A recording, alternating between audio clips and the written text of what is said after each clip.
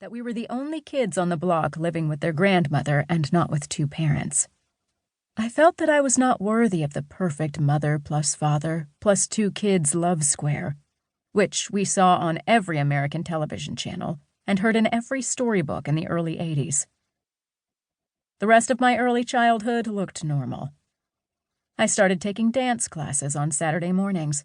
I made my first friend and first Holy Communion in 2nd grade. We rode our bicycles to Dairy Queen to get soft-serve ice cream. The Domino's pizza delivery man came to the door some Friday nights. We jumped waves at the beach. But still I knew something was not quite right. I was a bowl-headed, British-accented girl who burned easily in the sun. I wore a neon green nose plug so that I didn't get water up my nose, infecting the scar tissue in my ears. I still burn with shame at my ridiculous-looking, near-blind, near-deaf, unworthy little girl self. My brother reminded me that we each tried to run away more than once, to run away from that uncomfortable, unworthy feeling. I remember the need to get away feeling when there seemed to me no cure for the way I felt. I can still see my mother calling for me to come into dinner, while I hid high up in the tree in the front garden of my grandmother's house, where she would not see me in the growing dusk. I remember her voice changing to higher pitches of urgency as she called, and called, and called my name. The urgency in her tone shifted to anger. I let her feel fear and anger. I felt fear and anger too. Like my mother, I didn't have words to express my complicated feelings, so I hid instead. From my early childhood experiences, I learned at a deep subconscious level that I was not worthy. My feelings of unworthiness needed to be hidden at all costs. Nobody asked that little girl how she felt about leaving her country, her father, her school, her neighborhood, her house, her bedroom, and her hair behind. With my crooked finger, nearsighted eyes, and near-deaf ears, physically I was certainly less than whole. My memories came with near-endless tears.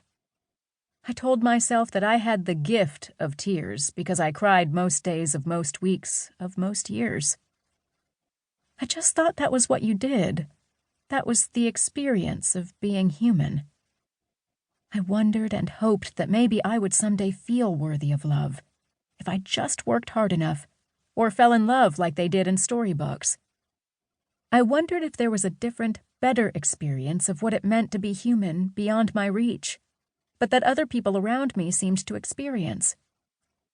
I realize now I suffered as a child. I say that not in any way to blame my mother and father, who raised me as best they could, and equally not to say that my suffering was any flavor of special. While my experiences may have been unique, my suffering was the incredibly ordinary universal kind.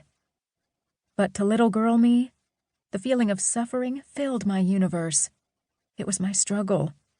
What I didn't realize then is that it was my suffering that made me most normal, most human.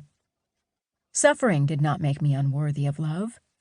It made my story the same as the story of everyone else who struggles at times to feel worthy of love, which I could never possibly know. This book is for people who know what it is like to struggle to feel loved and worthy when they show up at work. You may struggle to bring your femaleness or maleness, your motherness or fatherness, your blackness or brownness, your gayness or lesbianness, your real identity authentically to work.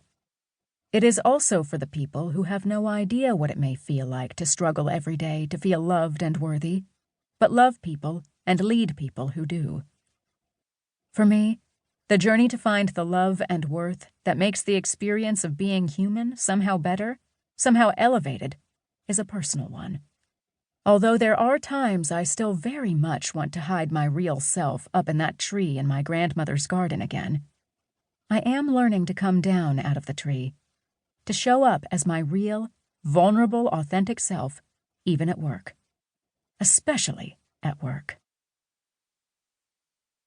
Introduction. The first time I heard the phrase, elevating the human experience, was at work. It was the spring of 2018.